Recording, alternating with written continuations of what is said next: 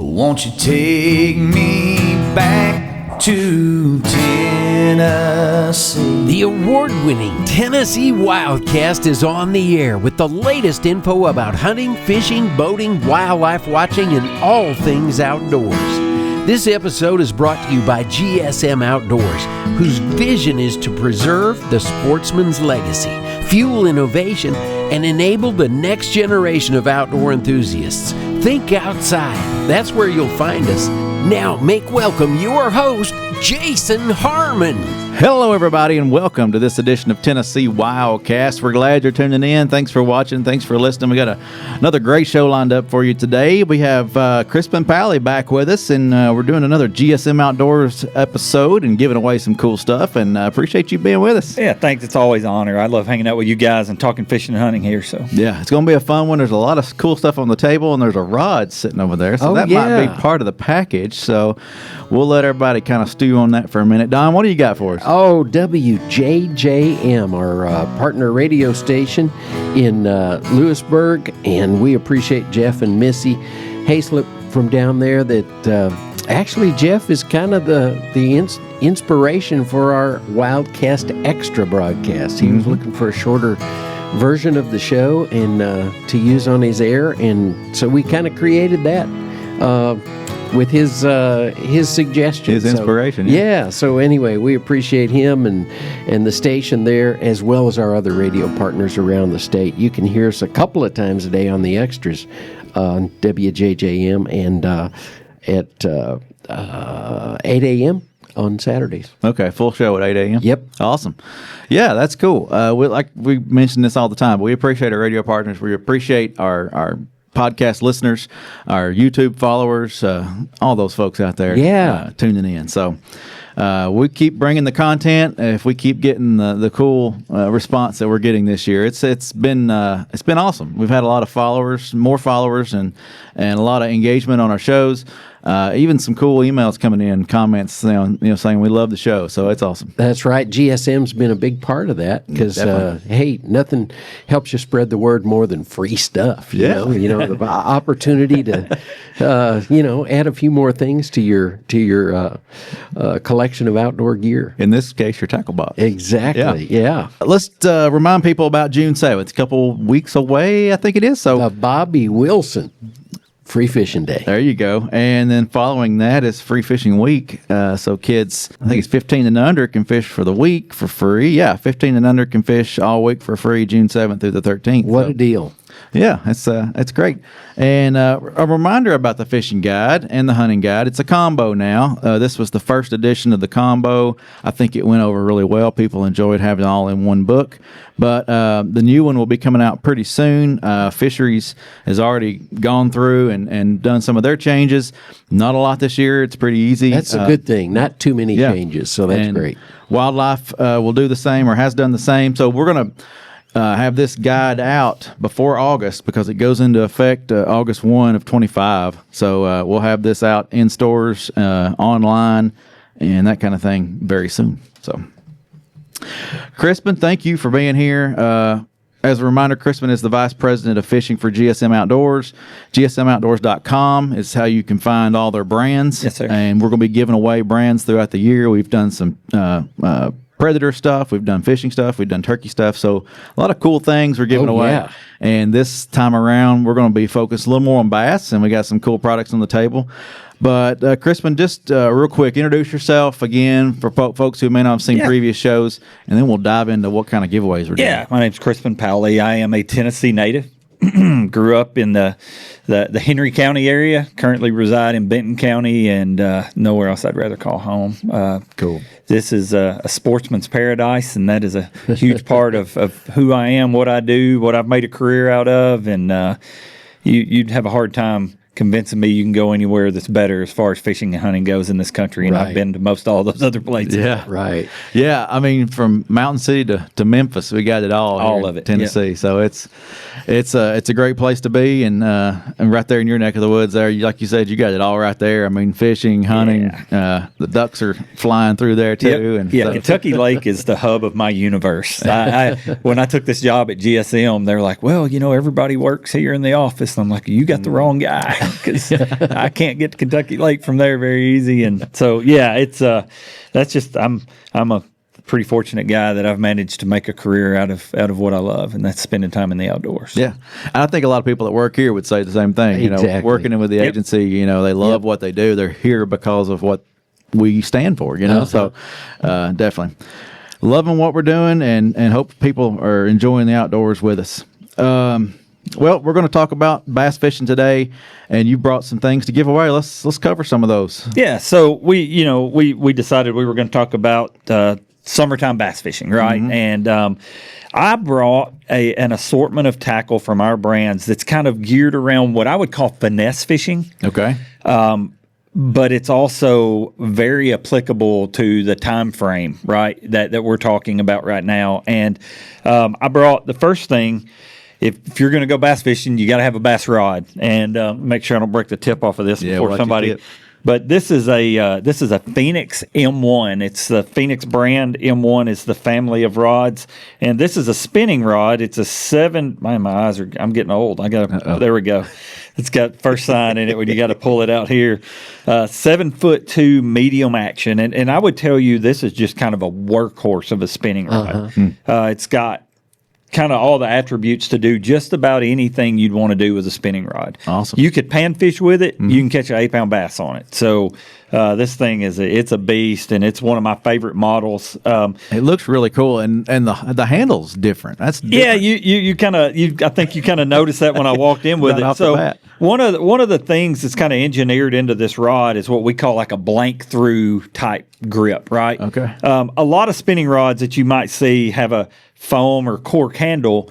The truth is, there's a pretty strong argument to be made that every layer of material you put between your hand and this actual blank is one layer removed of sensitivity, right? I'll get it out in a second. And this is a one-piece blank, which means there's no interruptions between the tip to the handle. Oh, okay. And it just really transfers. It's super sensitive, and this blank through no handle design is the way you hold a spinning rod anyway. Your hand's kind of up here to cast. You put your hand on the back, but it's super ergonomic, very comfortable, and very sensitive. Yeah, I think it's really cool. I'm going to have to look into one of those. It's Yeah. time for me to upgrade anyway. Yeah, yeah. Can I put my name in the hat, Don? Yeah, sure. I don't think that'd go over well. That's cool. So check those out online, Phenix rods. And the website you mentioned last time you were here, bait.com, is that right? So everything GSM makes is under gsmoutdoors.com or gsm.com. I'm not sure. GSMOutdoors.com. Okay, yeah. gotcha. And but we actually have a standalone website for our tackle, just the fishing brands, and it's baits.com. Perfect. We were very fortunate to inherit that when we bought Yamamoto. Their website was baits.com. Awesome. Which seemed to be a little broader than one brand. So we brought them all under one umbrella. Yeah, that's going to say, how'd you get that URL? Yeah, we got pretty lucky there. So you got some Yamamoto baits with you today, and quite a few more here. Yeah, so I just brought a couple of what I thought were really relevant styles to this conversation. And like Yamamoto, this is a Ned Cinco, which Ned rigging's a really fun way to catch them, very productive, and very, quite honestly, easy. And you'll hear me say that a lot. I just think we tend to overcomplicate this sometimes. And I've had days where my little girl dragging a drop shot out the back of the boat's caught more than I have up there looking at forward facing sonar. Roboworm's one of our brands that we're real proud of. It's a Finesse brand also. This is a 4.5-inch straight tail worm. It is you could ask every pro angler on earth what's the number one drop shot worm, and they'd all, whether they're sponsored by them or not, would say Roboworm. So awesome. And then I brought, this is another one of my favorites in the summertime. This is a Big Bite Pro Swimmer. It's a paddle tail swim bait, and I would rig it on this Buckeye head. Okay. And I'll talk a little bit about that as we get into the conversation about kind of how, when, where, and why you would apply these baits. So this package, whoever the winner is, They're hooked up because you can Pun intended, cover right? water. Yeah, there you go. Actually, it wasn't, but it will be from now on. Yeah, you can cover water with the stuff, or you can, once you get them found, which is kind of what we're going to start looking for this time of year, is a concentration of fish in a summertime pattern in a school. Yeah. You can kind of sit down on them and work them over pretty good with this finesse stuff. Perfect. I like it. So we are, about to enter June, and you said this is ledge season. Yeah, growing up on Kentucky Lake once again, I mean, it's all about offshore fishing. Don't you? I love to get up around the bank and throw a buzzbait, a spinnerbait, drag a lizard around, whatever. But Kentucky Lake, as is most of the Tennessee River chain, from East Tennessee to West, is really noted for its offshore fishing. I've got buddies that fish all around the country, and anytime I say where I'm from, they're like, "Oh, that's a ledge lake." I mean, that's what everybody knows the Tennessee River as, specifically Kentucky Lake. Yeah. And I would tell you that this time of year is my favorite. Memorial Day weekend on, and those fish have, in theory, once again, I say this a lot, I'm going to say it again. They don't all do the same things at the same time. You can catch fish shallow year-round. You can catch fish, I knew that was going to happen in a minute. Yep. You can catch fish deep year-round. I like to put myself in the situations and areas and scenarios that I think just give me the greatest opportunity for success, right? Yeah. And from Memorial Day on, I think that's looking for groups of fish offshore. And what I mean by offshore, it doesn't even necessarily mean deep. It just means they're out off the bank, and there's a lot of reasons they do that. So fish typically spawn shallower. I think that's kind of a commonly understood tenet of fishing. Yeah. And so bass are no exception. In our state, we've got really good representation of largemouth, smallmouth, and spotted bass. They all act a little different, but they all kind of do the same things too.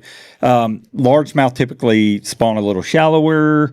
Smallmouth typically spawn a little deeper, and spotted bass just do whatever they want to do every day. Wake up, just do whatever they want to do that day. But I say all that to say, this season we're entering now, I would say the majority of the fish have spawned. And once they've gone through the rigors of that process, so your males will move shallow. They'll find a suitable area. They want sunlight. They want cover. They want bottom composition, and they want all the least amount of predators. They'll go up there and they'll fan out a bed with their tail. Female will come in, lay her eggs. He'll fertilize it, and then protect the bed. Protect the fry. Well, once this is all said and done, and I don't know the science behind when they do what, but I know for a fact, undisputedly, I don't know how you say that word, not all, a large majority of them will move back out, and then they kind of set up in what I would call their summer pattern or ledge season, right? Like I refer to it as. Yeah. A kind of a neat little sidebar there.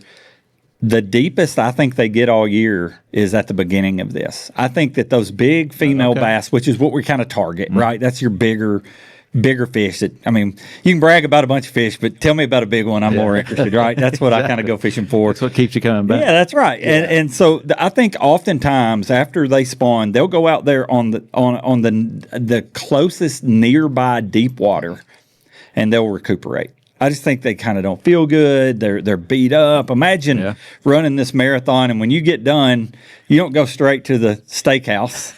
Like, you want to kind of sit down and get your breath and kind of get feeling better, and then we'll start thinking about eating, because that's the next thing we all want to do, right? And they're not. It's kind of just an animal. We're all kind of wired a little bit alike, and so.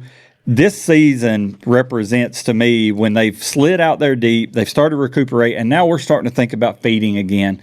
I think it's a very blanket, kind of generic statement, but it's one I'm very comfortable living with. These fish will oftentimes get out there deep, and that's when they're not feeding, and they'll come up shallow to feed.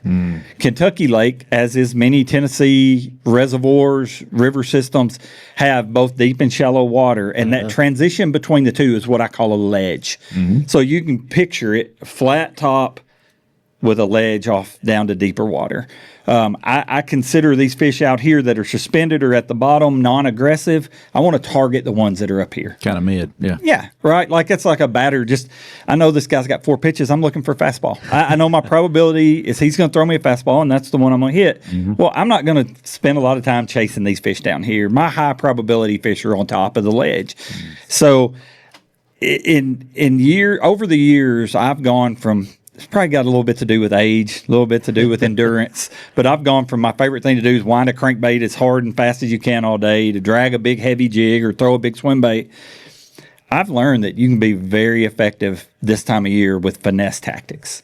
And oftentimes the cool part about this time of year is the fish really seem to concentrate. And you can pull out a paper map, you can get mapping on your phone, you can put a map card in your electronics on your boat, and you can find these areas where you go, okay, this is a good spawning cove, right? Here's a creek channel that runs out to this main river bar, and you'll find it's almost, I mean, it's not always, but it's often an intersection where current hits a shallow feature that is accentuated by a feeder creek from a spawning area. It's an equation that holds true all over the world, right? And I'm glad you mentioned that because I was about to ask. So I don't have a high end boat with high end electronics. How am I finding these spots? How far off a bank am I?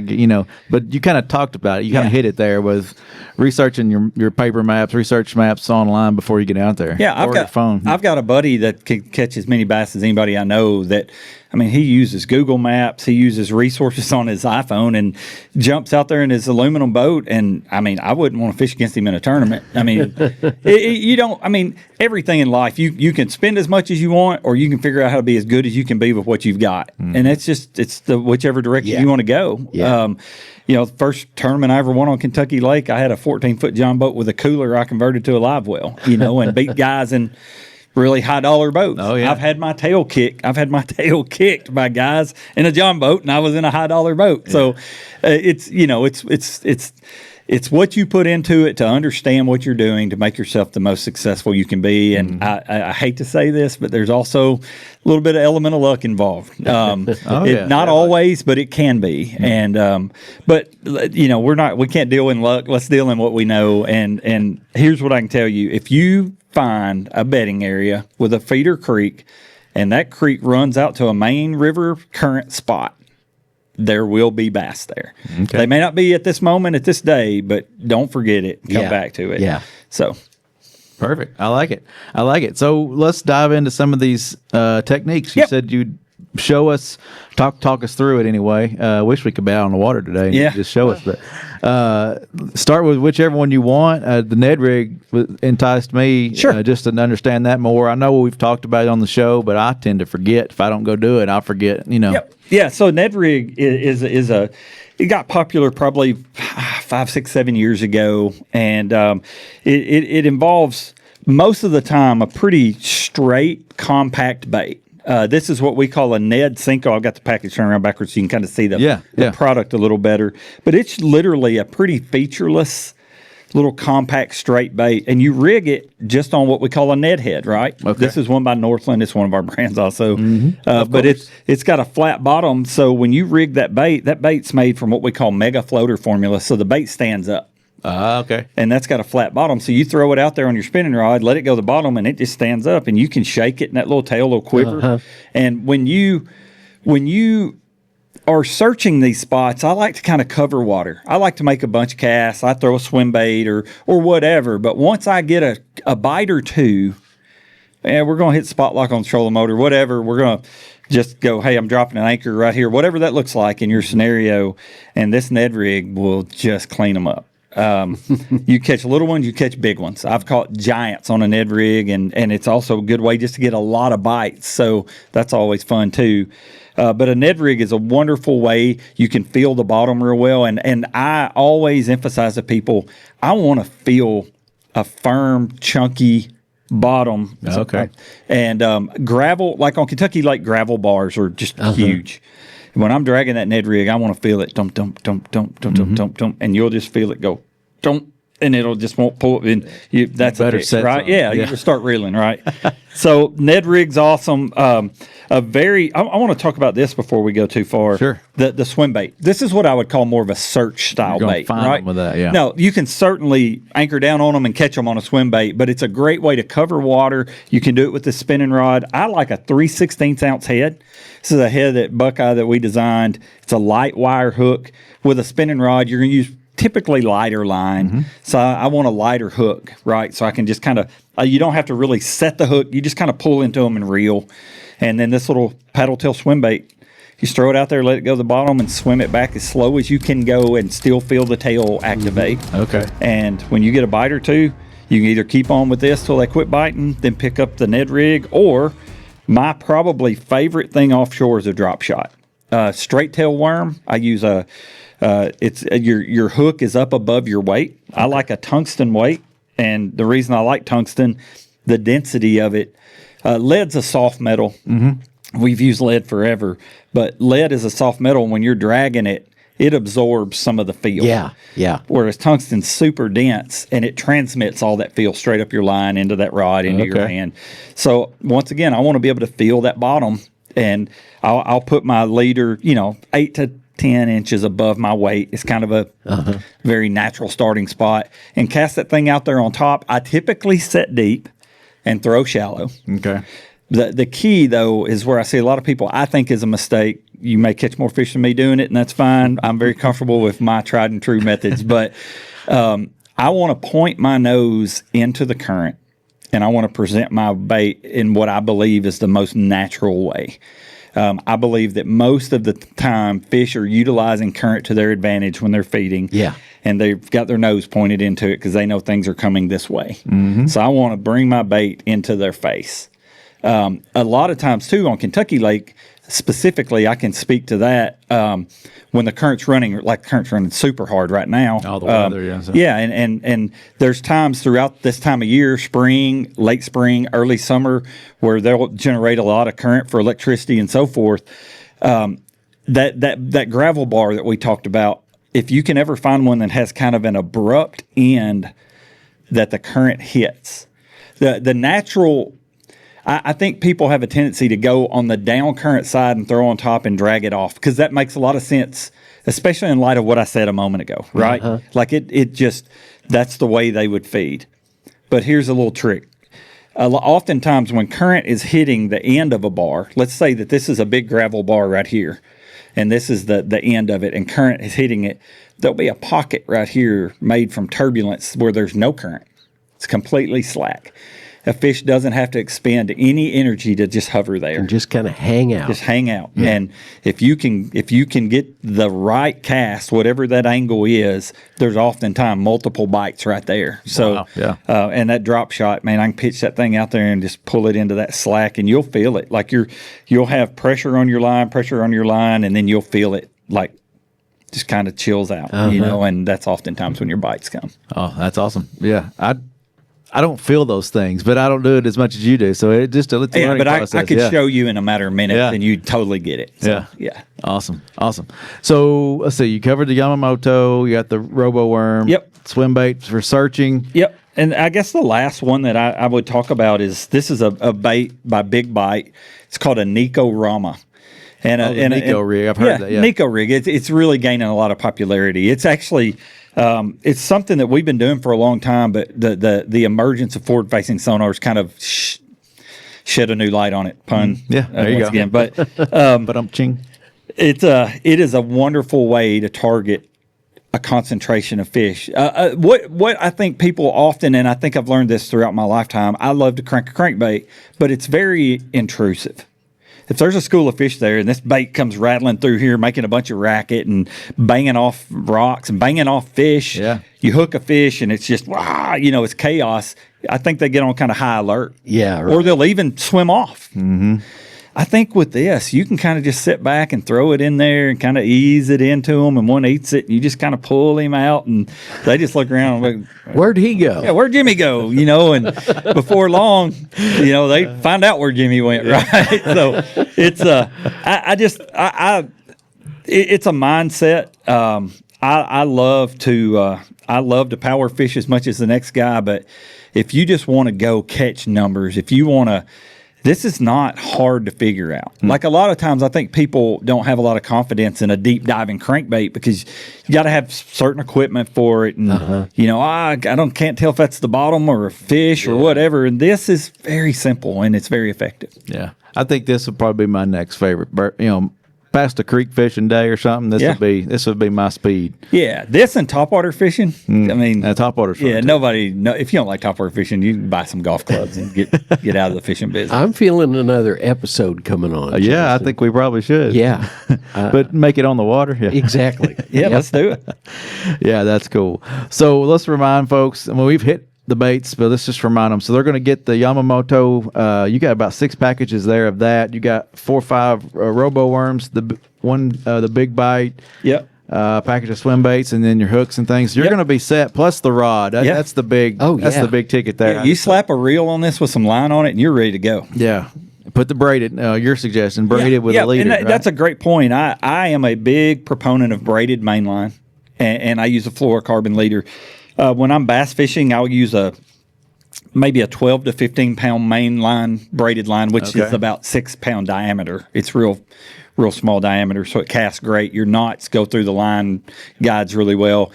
That's another. I mean, this is a source of contention amongst anglers everywhere, and always a debate. But what is your knot you use to join your line? Oh yeah. I like an old school. It's called a blood knot. Or uni to uni. I think it's the same thing. The FG knot's real popular right now. The Albright knot's real popular right now. But like that Palomar we talked about earlier, the tried and true, I just don't break them. And I've been fortunate to pull on a bunch of them. So I'll use a 12 or 15 pound braided line, and I'll use almost exclusively 8 pound fluorocarbon as my leader. Okay. And I like to do it, when I'm bass fishing, probably 2 times the length of the rod is a pretty good rule of thumb. Yeah, the last show you mentioned, it was about the length of the rod for crappie or something. But for bass, I like it a little bit longer. Double it up a little bit. Yeah. Awesome. This is great. This is good information. I know. Making me want to go out there. So, turkey season's gone now, so let's go fishing. That's right. Exactly. It's a natural evolution, right? That's what we do. Yeah. Yep.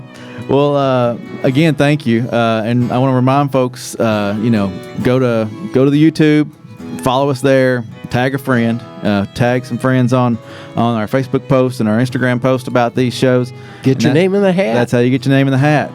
Go follow us and subscribe so you don't miss an episode. But we appreciate you. And don't forget about our podcast platforms. Spotify's our host, but if you like Apple or those other spots out there, you go find us wherever you want to find us there too. Yep. So it's been fun, Crispin. Thank you. Yeah, my pleasure. I love being here, guys. So thanks for having me. I love it too. Yeah, it's a great conversation, great content. Makes me want to get out there. So I know. That's what we want, right? That's what it's all about. I learned a lot today. Sure enough. Well, thanks for tuning in. Thanks for coming back each week, and we'll see you next time.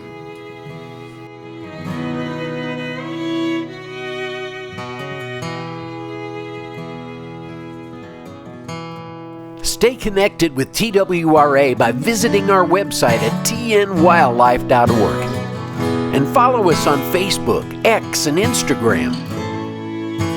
You can invest in Tennessee's wildlife future by purchasing a license at GoOutdoorsTennessee.com. That's GoOutdoorsTennessee.com.